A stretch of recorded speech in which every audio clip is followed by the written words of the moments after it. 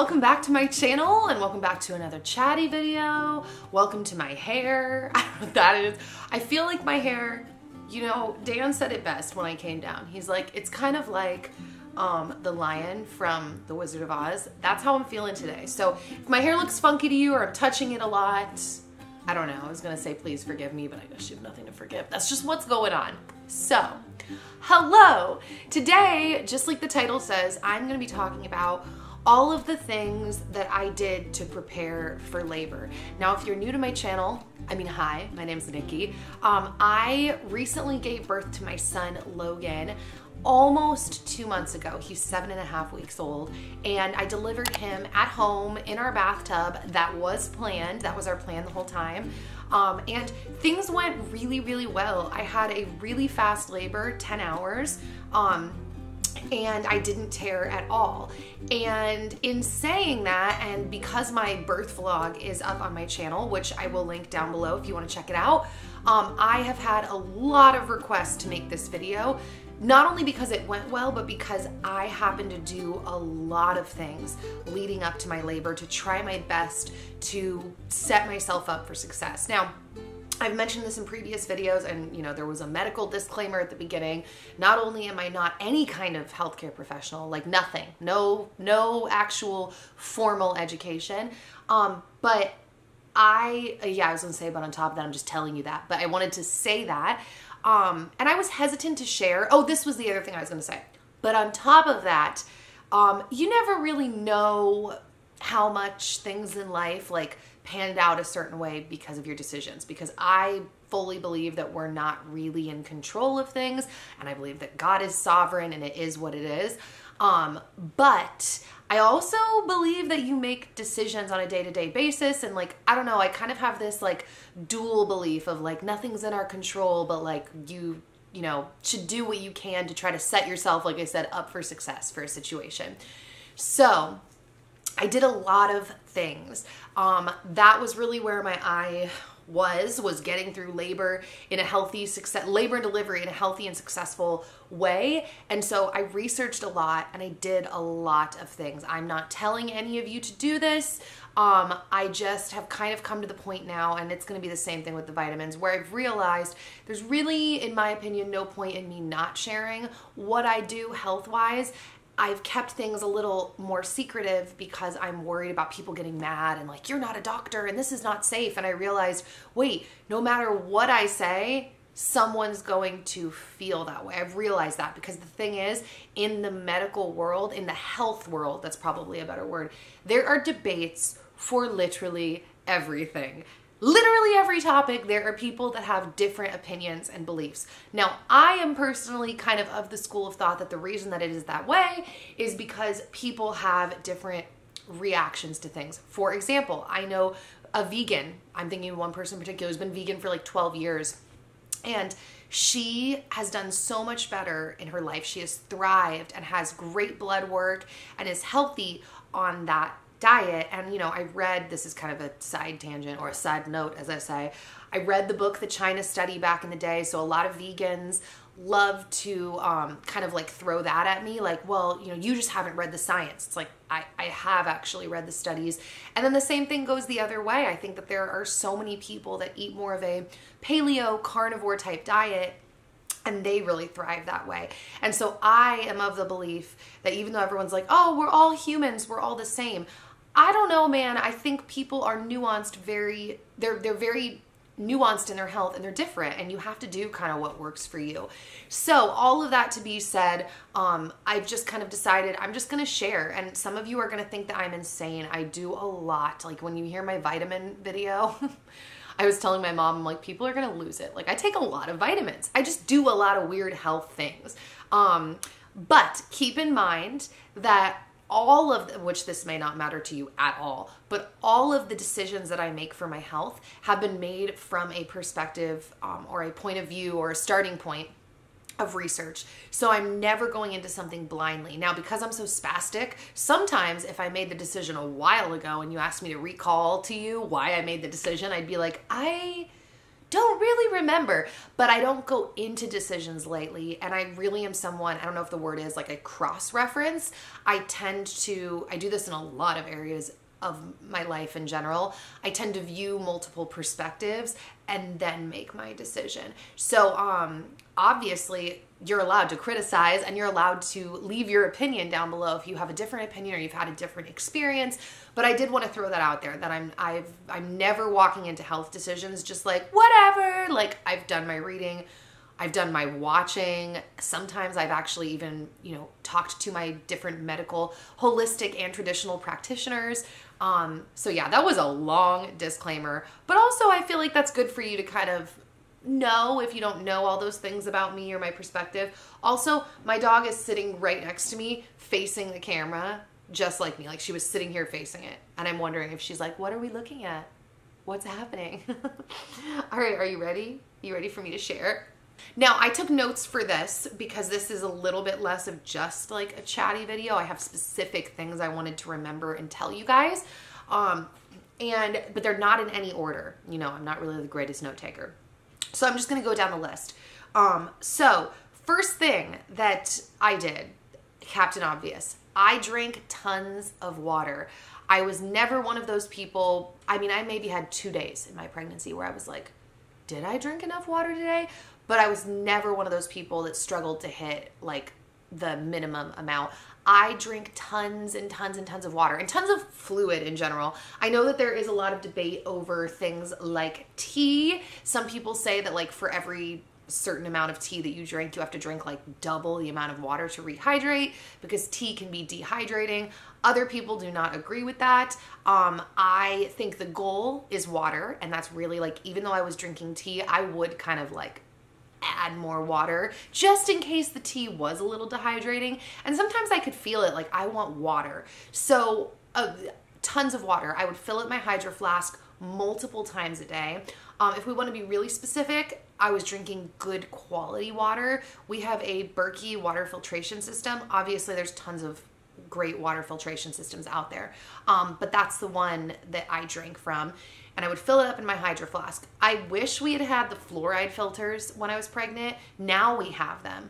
But yeah, water can't be overstated enough. And I really don't want you, if you're pregnant, to like blow that off as one of those like basics that we all get told over and over and don't really ever do. Okay, another thing that I did to prepare for labor, and this was both Dan and I, because I mentioned this, that we were aiming for a home birth from like when we decided that. I'm wording that so weird. I'm just saying the home birth wasn't an accident. That was a goal. So we watched like every single one of Bridget Taylor's videos on YouTube. So yeah, her name is Bridget Taylor. She's a doula in the San Francisco area or in the Bay Area. I don't know. I should know this because she says it every intro. But she has so many great tips on breathing techniques. She just informs you on things like the stages of labor. I think that Bridget does a really great job of taking complex topics and bringing them down into easy to digest little pieces of information. And what I would find is that Dan and I would watch some of the same videos multiple times, because when we would try to recall the information later, we would like know that we were forgetting details. And we were like, if we're forgetting details now and I'm not in labor, like that's gonna make it way worse, or way more, it'll make us more forgetful. So we would go back and watch her videos over and over and over on breathing techniques, on the stages of labor, on the things that she would do on the birthing ball to help put her baby in the proper position, which, by the way, I didn't do a whole lot of like positioning prep, but there are different positions you can do to get like body positions as the mother that you can do to put your baby in the optimal position for birth.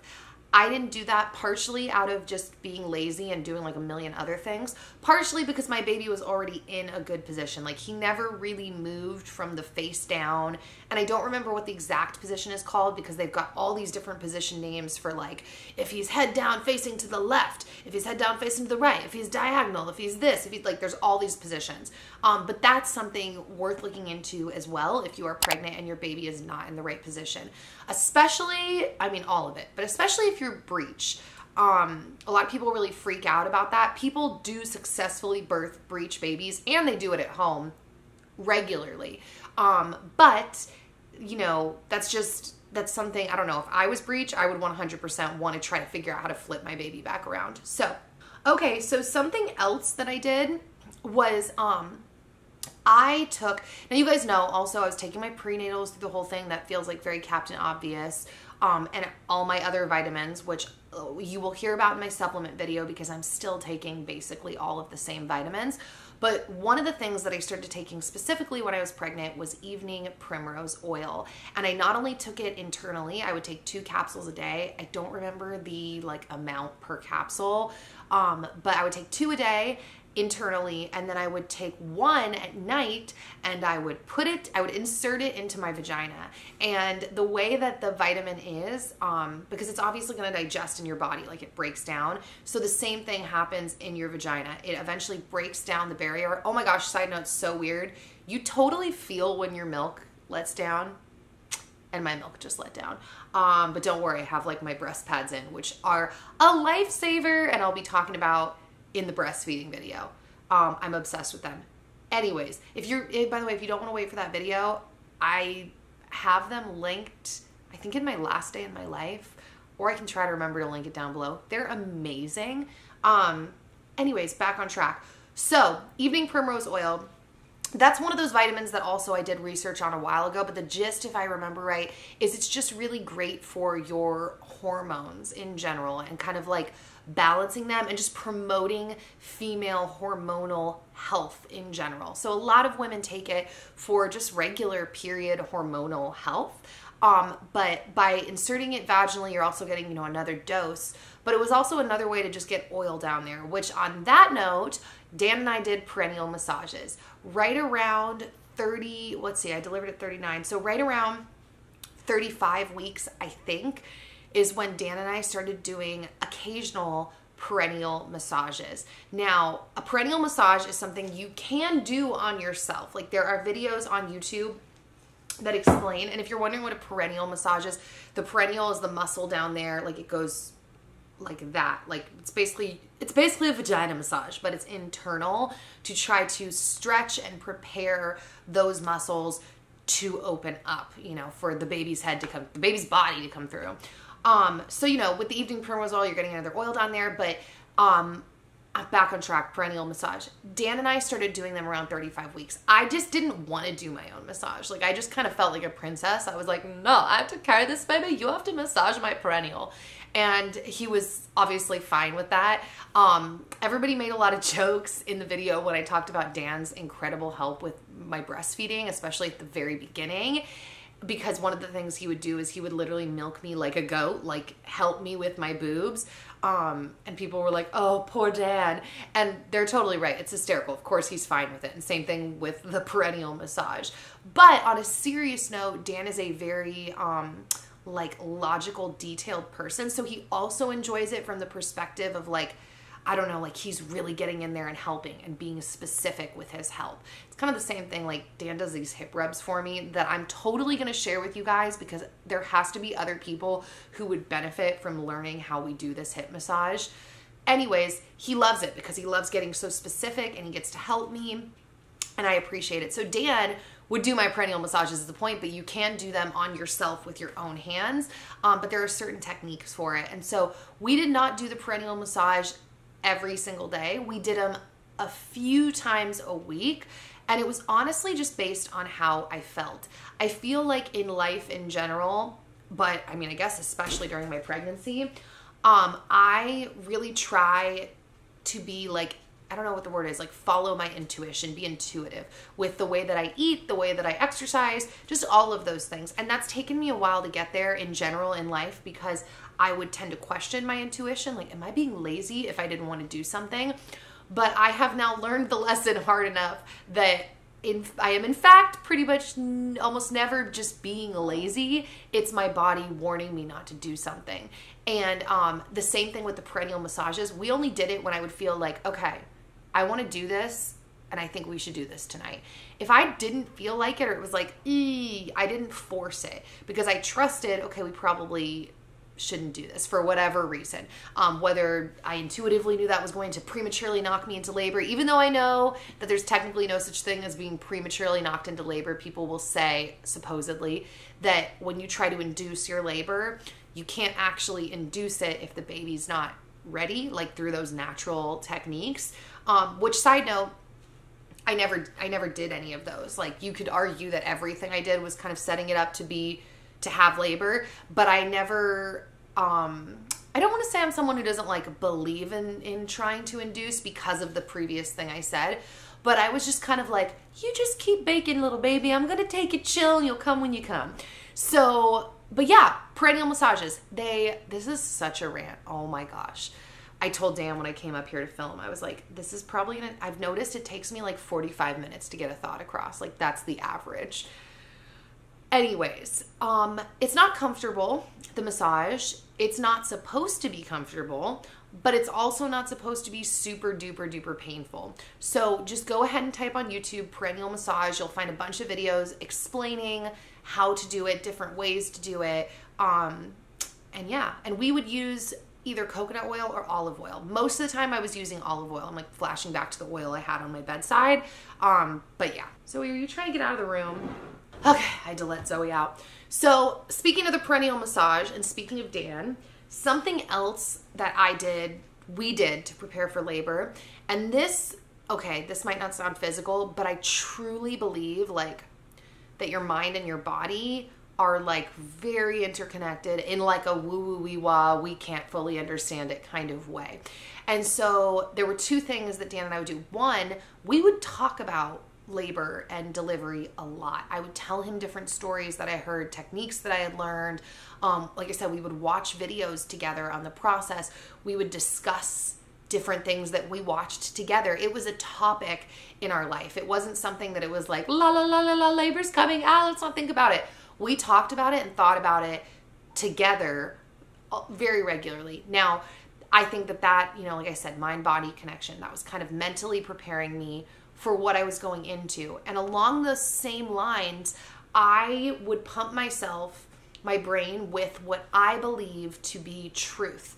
So that's a couple different things. One, for me, Bible verses. I had friends and family that would send me and share different verses that I would read and reread, just to remind myself of what I really believe. And then on top of that, I would listen to pretty much, not only, because I did listen to some birth horror stories or stories of people that had situations that I didn't want to happen, just so that I had mentally gone there once before in case that had to happen. So I would watch some videos on C-sections, and what it's like with your epidural and what the whole hospital process is like. Because even though I wasn't planning on going to the hospital, I wanted to have a little bit of a mental readiness in case that's what had to happen. But 80% of my mental capacity on all of this was actually spent watching positive birth stories. And that's what I mean about filling your mind with what you deem to be true. So for me, part of me choosing a home birth is because I believe the statistics that I've read that home birth is one of the safest options for delivery if you are a healthy woman with a normal, healthy pregnancy and nothing is, there aren't any major complications. And so I really believe that, but there can be a lot of fear around home birth. So I spent a good amount of time listening to positive home birth stories and reminding myself over and over of all of these women who had great experiences giving birth at home, because that's what I believed was possible for me. And that's what I wanted for so many reasons I've talked about in the past. It's a long list of reasons that that's the route I wanted to go. And so I would just listen to it and remind myself, yes, this has happened. This is possible. This is possible for me. So yeah, I really do believe, like, I'm not like super, I don't know, when I talk about mind-body connection, I'm not like, you know, anything you think is going to happen. I don't feel like that, but I just feel like there's something there. So yeah. Okay. Something else that I did, you guys know from my videos, I ate a lot of dates. Like, I'm still eating a lot of dates because a lot of people will say that the dates are good for your milk supply. on that note, I've actually now come to believe that I just think like a very healthy, well-rounded diet is what's great for pregnancy and your milk supply. But people do have different opinions on specific things that you can do for both of those things. So dates comes up a lot in the pregnancy, labor, delivery world as being something that can help promote a fast labor. That's really the thing that they tout dates for. And so I ate a lot of dates in the last, I'd say, month. And I probably would have just been eating them the whole time if I had, you know, like known that I was going to love them so much. But I never previously liked dates until I remembered, oh yeah, there's that thing where people stuff it with nut butter and chocolate. Like that sounds amazing. And I started making those. And now I actually literally had one 5 minutes before I hit record on this because I'm so obsessed with them and I will eat them any time of day. But yes, I think they say it's like the study or where people came to this conclusion was like 6 dates a day can help to speed up your labor. So I had organic dates every single day in that last month. I never had 6 in a day, but I would just eat as many as I wanted. Like I just didn't restrict myself and had what I felt like having. Now, along those lines, I did drink red raspberry leaf tea. Earlier in my pregnancy, I drank occasionally a red raspberry leaf tea from like Yogi Blend or something like that. But within the last 2 months, I'd say, I started drinking a pregnancy tea basically every single day. And it had red raspberry leaf. I think it had fennel in it. It had a few other things that I'm blanking on right now, but they're all things that are known to strengthen the uterus, or at least that's what the rumor is, and that also can help you with a faster labor and delivery. And the tea that I switched to within those last, like 2 months, I stopped the yogi tea because actually at my midwife's office, they had their own blend. And so that's the blend that I bought and started drinking every single night. Along those lines, kind of, I guess they're all along the same lines, I basically never skipped a day on my vitamins. And I know a lot of people, side note, talked about like, maybe that's why you were nauseous in your pregnancy. I don't think so, because if I did skip a day, I know I just said I never skipped a day. It was extremely rare. I was still nauseous. And I'm very careful about the way I take vitamins. Like I take them in the middle of a heavy meal. So they're like kind of sandwiched in between food, but I took my vitamins. I really think that pregnancy, as well as breastfeeding, takes a lot out of the mother. I think your body is going to do, I'm getting real hot and toasty. I think your body is going to do whatever it has to do to build a baby, to feed your baby, to take care of your baby, and it'll just take from your body. And so I really believe in replenishing those vitamins and minerals. I take minerals now as well, so that it can be like less harsh of a process on your body, and that you can take care of yourself and replenish yourself as well. And I think it's good for the baby. So yeah, I took taking my vitamins very seriously. Oh, okay, so another thing that I did, magnesium. Now I had magnesium in like 3 different forms. I would take an Epsom salt bath, which is like a hack in and of itself. I truly think taking baths was helpful for me as well. Helpful for my joints in my body, my back, my hips, everything. I've also heard people that even like people that take baths, that can supposedly help with tearing. I don't know why, because I assume that hot water actually sucks moisture out of you, but I've read people that say that preparation for your vagina can actually help it so you don't tear. Now, every time I would get out of the bath, on a side note, wait, let me back up. I said Epsom salt because Epsom it's magnesium. So I got magnesium that way. We'll keep back on the magnesium thing, but what I was saying before was when I would get out of the bath, I would always smother my body in some kind of like coconut oil or some kind of oil blend, and then I would usually also bring it up to my vagina as well. So I would kind of like rub the oil down there and just like around. So that's separate from the perennial massage. So I was getting oily in my nether region. Is that the word? I don't know. But then I also was getting magnesium a couple other ways. One, I was using a spray magnesium from the company Pink Stork. So I would put it like on my wrists. At one point in my pregnancy, I started reacting a little weird to it, so I started putting it like on the bottom of my feet. And I also was taking Calm gummies. There's a company, I think they're called Calm. I don't remember. They're like known for their magnesium supplements. They're one of the like, not pioneers, but they're really famous for their magnesium. And they have a powdery drink supplement, but they also make them into gummies that I still currently take because I think that magnesium is such an important thing in our bodies that most of us are lacking. And it serves a lot of different purposes. So I was sure to get magnesium in. And they will say that magnesium is especially important for pregnant women, for, you know, let's say you bleed too much or you were to hemorrhage or whatever. It's just, it helps with healthy body processes, if that's the word. So I got magnesium in a couple of different ways. And it also helps with your sleep. So that's cool.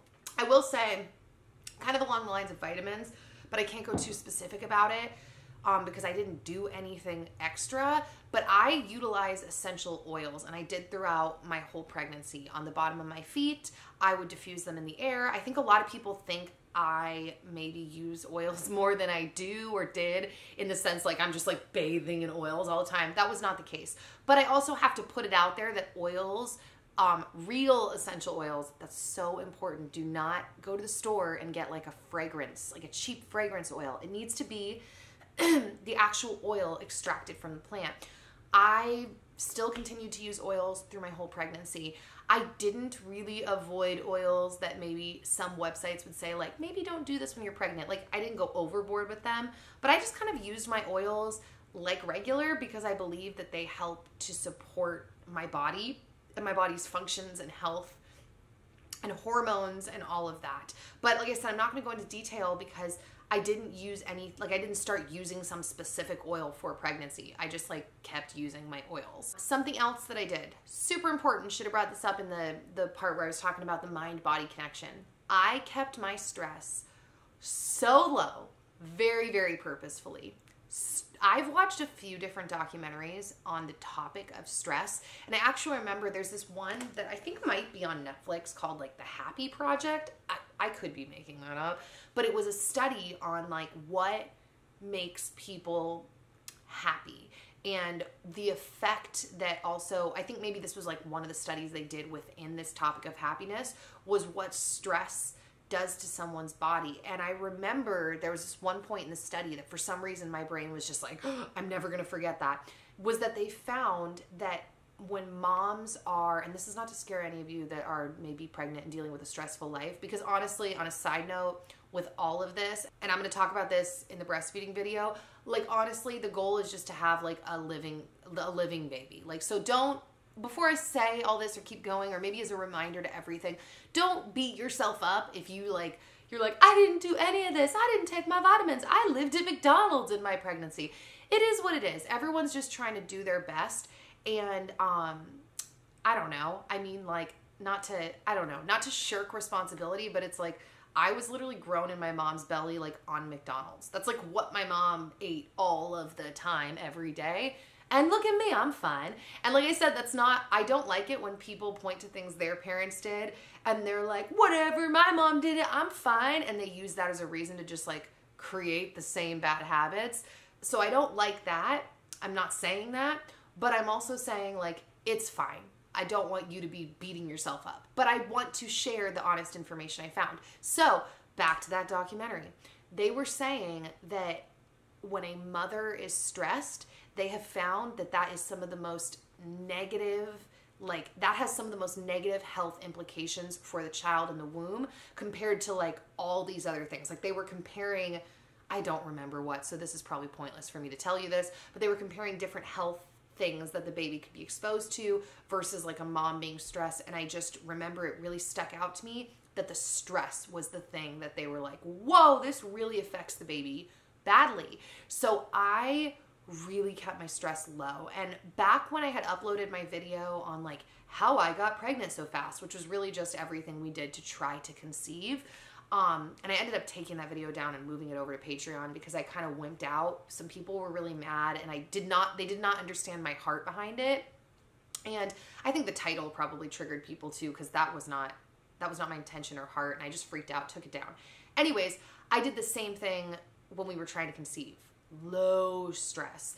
And I think that sometimes society doesn't take stress very seriously because, you know, there's like this intense hustle culture. And so everyone's like really proud of their stress. And stress, you know, has always existed. But I think a lot of us put ourselves through unnecessary stress and then we wear it as a badge. And I don't think that's healthy for you as the mother about to go into labor, and it's not healthy for the baby. So I think that, you know, staying calm and staying confident and assured and relaxed in what your body was made to do, is able to do, is very important to the labor and delivery process. Okay, let me look at my little list. Okay, so the last 3 things. 1, sleep. I fought for my sleep. Like, I have made sleep such a priority in my life since moving to Nashville. You guys know Dan and I have really adopted more of the slower living lifestyle since moving here, because we realized that a lot of the things that we wanted were more like that lifestyle was more conducive for those things. And one of those things was sleep. Dan and I really value sleep, not only because we feel better that way, but we actually just think that that is like a really enjoyable part of life, which is funny because I used to be someone that had this motto of like, I can sleep when I die. And I remember when I wanted to get amped up, I would play like, I don't even remember the name of the song, but there's a rapper called The Game that was like really popular when I was like in high school and college. And he had a song, I think it's called The Dream or something like that. And there was a line in there and I'd blast this song and I'd be like, yeah, I can sleep when I die. And now I'm like so not like that. I'm like, no, you will die if you don't sleep. So I slept, and during pregnancy, I pretty much let myself sleep as much as I wanted, which was great because I didn't know that I was going to get 3rd trimester pregnancy insomnia, which is super common. So getting all of that sleep in the beginning, I think was like super great for my body since I was missing out on a lot of sleep at the end. And now here I am 2 months out, like 2 months postpartum. And in some ways in the beginning, I was sleeping better than I was at the end of pregnancy, because at the end of pregnancy, I was up every hour in pain. And now I get like 2 to 4 hour bursts of sleep between feeding Logan. But side note, it is starting to get to the point where I'm 2 months in and I'm like, okay, let's get this show on the road of like sleeping longer, Logan, because it's starting to, like, it starts to add up and you're like, I'm really tired from 2 months of like no deep REM restorative sleep. That's a side note. But sleep. Your body, that is the only time that you actually technically like anti-age. Like you kind of reverse because your body creates more cells than what are dying when you're in deep sleep. Does that make sense? So people joke that like that's the only time you're reverse aging is when you're sleeping because of the technicality, I guess, of the rate at which your cells are renewing compared to the rate at which they're dying. At least that's what I have heard. So it's very, very helpful for your body and your baby. Okay, a well-rounded diet. I did my own research, and everyone's got to do their own research and see what vibes with them. And if they get blood work and they need specific things, you know, you got to do that. The only thing I needed from my blood work was, ooh, this is so bright, was vitamin D. So that was the other thing I added to my supplements that were like different from normal, was I added vitamin D in. But other than that, it was kind of just like up to me to decide how to eat. And my midwife had pointed me towards a book called Real Food for Pregnancy. And you guys know I've eaten pretty plant-based or plant-focused for years. And I, in general, like to eat that way more. And now that I'm not pregnant, I am back a little more that direction. But I'm still eating more animal products than I used to, because when I was trying to conceive, I had started to vibe, like, I think I need to start eating some more healthy, like organic, free range, no antibiotics, all that stuff, kind of animal products like eggs, full fat yogurt, and then different kinds of meats. And so I did that in my trying to conceive time of life. But I also did that when I was pregnant, because once I got pregnant, my midwife pointed me to that book, Real Food for Pregnancy. And that was really kind of what she happened to be talking about as well. She talked a lot about like ancestral eating and like how you would eat back in the day prior to like modern civilization, and it really vibed with me personally. So I ate what I deemed to be a very well-rounded diet in my pregnancy. I ate lots of vegetables, lots of fruit, protein, carbs, fat. If I was low in anything, it might have been protein, but I don't even know about that because I was really trying to get in protein every single day. And I think it's just kind of obvious that a really solid diet is not only great for your baby, but it's going to help your skin be more supple. It's going to help your hormones function more optimally. And those two things are going to help with, you know, not tearing and with your body's ability to like kind of, I don't know, the way that I understand birth and think of birth and labor is that it's like a cascade of hormones. Like one thing happens to trigger the next hormonal reaction, to trigger the next hormonal reaction. And I think some of that is dependent on having like healthy hormones and like your body operating properly. And a big thing that we can do to support that is eating well and eating well-rounded. And one thing, I'm gonna do a video on like my health and wellness and diet food philosophy or whatever. But one thing that's important to me is trying to eat food in its more natural state, meaning I care about things like organic. I don't like Roundup to be on my produce when possible. I care about my eggs being like pasture, whatever, raised and free. What is the term? I'm blanking. I'm having mom brain. But I care about that. And you can see the difference in egg quality when it's that versus just like regular eggs. The yolks are like a dark orange when they're allowed to free range on a pasture. So I think those are important things because I think that all of those, you know, the added hormones and the pesticides, I think that that can kind of mess with our body's natural abilities and ability to function well. So yeah. So the last thing that I did was, at least that I can remember, I stayed active. We took a walk every single day. We pretty much never, I mean, I think I skipped it like maybe a handful of times when I was like in so much pain in my hips and back. I was like, I don't know. And Dan made the call. He was like, dude, look at you. You're barely even walking down the hall. We're not going out. Like, no, you need to stay chill. But the cool thing is we set the goal very small because I told you guys, I'm super active around my house all day, every day. Like, even when I'm editing, I'm too like spastic. I'm up away from my computer every like 10 minutes, like up, down, changing out the laundry, bringing this down, cooking food. Like, I have to move, and that's for like a variety of reasons. But we set a goal of like, okay, in case I have a more sedentary day, I want to get this walk in every day. And it was a short walk so that even when I felt like garbage, I could just tell myself like, this is a short walk. Like, get off your butt and take the short walk. Not like trying to reach for the stars when I'm like, you know, heaving, taking steps down the hallway. So, but activity is really important. People will say walking, but I asked my midwife, I was like, is it specifically walking, like long distances, or is it really just like activity? And according to her, she was like, oh no, it's just activity. So if you're up and moving around the house, like that's walking. And they actually kind of like for you to get on uneven surfaces. So whether that's the stairs or like if you're outside in your neighborhood, like stepping on curbs and being uneven, because it helps to wiggle the baby down to get engaged in your pelvis and get ready to travel through the birth canal. So it kind of puts your baby in the right place by staying active and getting moving. So that is all I'm seeing in my notes, and I'm not like springing any other memories of something I needed to talk about. I really think that that is it. I feel like this is all kind of super obvious, and maybe like people had wanted like some super secret hacks, but I feel like, you know, some of these things are specific to pregnancy, but in general, I feel like a lot of health things in life, it's like they're obvious things that a lot of us tend to just kind of let fly off the back, you know, like, oh, whatever. But it's like, no, sleep is really important. Like, water is really important. Like, they're basic things that actually take effort and use of discipline to enact into our lives. And doing those things, like I remember that's my midwife in our first post appointment, I was saying to her, I'm like, I can't believe I did it. I can't believe it went so well. I can't believe I didn't tear.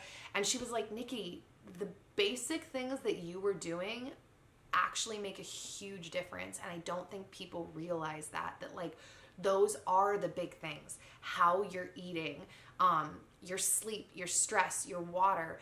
So like I said, I did do specific things, and don't freak out. Like I said, if you're like 36 weeks and you're like, I've been eating like crap. It's like, any day is the day you can change. Like, start putting some good nutrients in your body now.